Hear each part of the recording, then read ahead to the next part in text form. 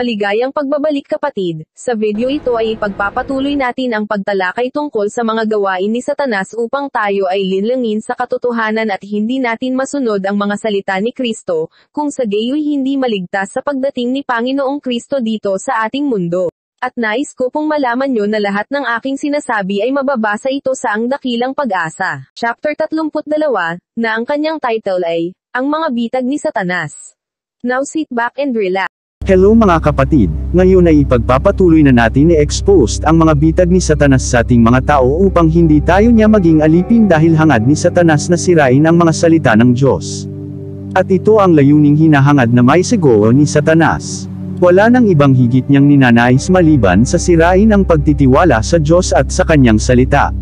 Si Satanas ay nakatayo sa unahan ng malaking hukbo ng mga mapag-alinlangan, at siya'y gumagawa sa buong kaya ng kanyang kapangyarihan para dayain ang mga tao na pumanig sa kanya. Nagiging uso na ang mag-alinlangan. May malaking uri ng mga tao na walang tiwala sa salita ng Diyos na ang dahilay kapareho rin ng hindi nila pagtitiwala sa may akda nito, dahil sinusumbatan at hinahatulan nito ang kasalanan. Yung mga ayaw sumunod sa mga ipinagagawa nito ay nagsisikap na ibagsak ang awtoridad nito.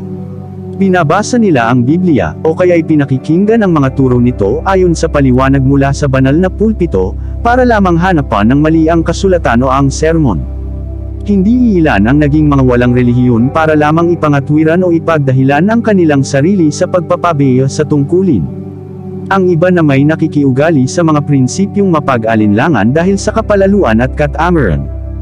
Dahil sobrang hilig sa kalwanan, sa halip na makilala sa pamamagitan ng paggawa ng anumang nararapat ng karangalan, na nangangailangan ng pagsisikap at pagtanggi sa sarili, hinaangad nilang magkaroon ng pangalan sa larangan ng inaakalang mas mataas na karunungan sa pamamagitan ng kritisismo sa Biblia. Napakaraming bagay ang hindi kayang maunawaan ng may hangganang isipan na hindi naliwanagan ng banal na karunungan, kaya't sila'y nagkakaroon ng pagkakataong mampuna. Marami ang parang nadadama na isang kahusayan ang tumayo sa panig ng hindi paniniwala, pag-aalinlangan, at kawalang katapatan.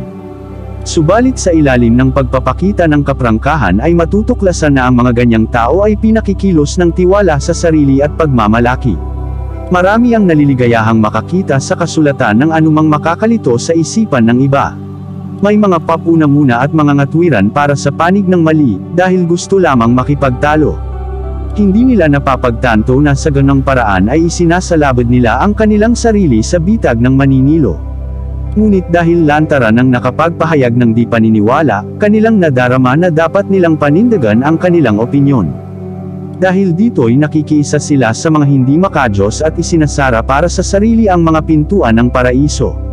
Ibinigay ng Diyos sa kanyang salita ang sapat na katibayan ukol sa kabanalan ng likas nito. Ang mga dakilang katotohanan na may kinalaman sa ating katubusan ay maliwanag na inihahayag. Sa tulong ng banal na espiritu, na ipinangangako sa lahat ng tapat na humahanap dito, maaaring personal na maunawaan ng bawat tao ang mga katotohanan ito. Ang Diyos ay nagbigay sa mga tao ng isang matibay na pundasyon na mapapagsaligan nila ng kanilang pananampalataya. Subalit ang may hangganang isip ng tao ay talagang hindi sapat para maunawaan ang mga panukala at layunin ng isang walang hanggan. Hindi natin kailanman matutuklasan ang Diyos sa pamamagitan ng pagsasaliksik. Hindi natin dapat tangkaing itaas sa pamamagitan ng mapangahas na kamay ang tabing na sa likod nito'y ikinukubli niya ang kanyang kadakilaan. Bulalas ng apostol, hindi masuri ang mga hatol niya, at hindi masiyasat ang kanyang mga daan.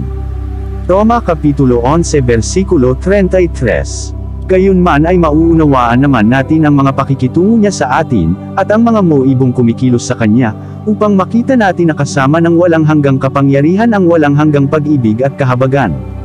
Isinasaayos ng ating Ama sa langit ang lahat ng bagay sa karunungan at katwiran, at hindi tayo dapat maging di kontento at walang tiwala, kundi yumukod sa magalang na pagpapasakop.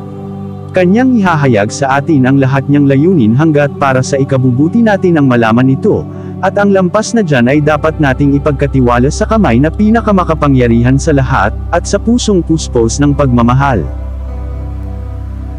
Maraming salamat sa iyong panonood kapatid. Maaari mo pang suportahan ang aking YouTube channel, sa pamamagitan ng pag-like at pag-subscribe. God bless po sa iyo.